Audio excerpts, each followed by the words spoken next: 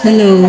Nandito kami ngayon sa isa sa mga madalas napuntahan ng mga Pinoy, ang Baguio City. We stayed here in Baguio for about 2 days and 3 nights. Una naming pinuntahan ang sikat at isa sa mga laging pinupuntahan ang Burnham Park. Napakaganda dito. Marami ding pwedeng gawin like boating. Sumunod naman umakyat kami sa SM City Baguio para kumain.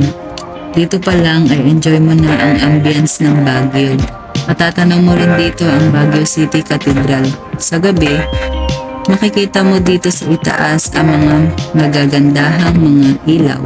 Nakakamanghalang pagmasdan ng mga ilaw na yan. After that, we decided to go at Christmas Village. I really enjoyed here na para bang na-experience ko rin ang snow. Napakarami ring makikita rito. Pwede ka rin magpa-picture sa mga different cosplays. Nandyan na rin si Tanjiro. Kilala niyo ba si Tanjiro? Kung mahilig ka sa Demon Slayer, ay tiyak na kilala mo siya. Tignan niyo naman ang ganda ng mga snow. Pero hindi yan snow. Bula lang yun. After nun, umuwi na rin kami. The next day, nagpunta naman kami sa Mines View. Walang nga lang akong video.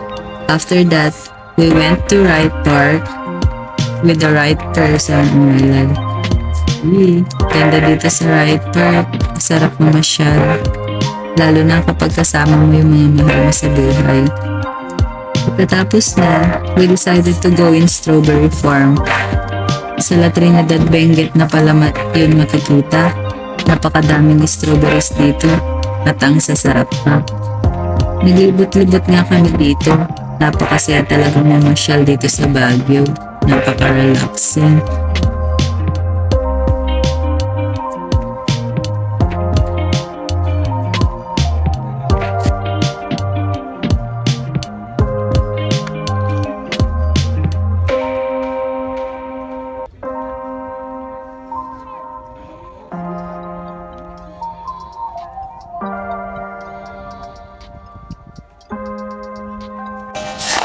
Ang Baguio ang isa sa mga lugar na gustong-gusto kong binabalikan.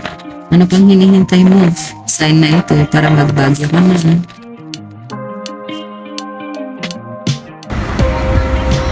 Manang mabalin nagdamag manang. Ano to'y tikwa, ti pagsakyan ni tikwa, mapan Mines Blue. Mapupukaw na gamin dito'y Baguio.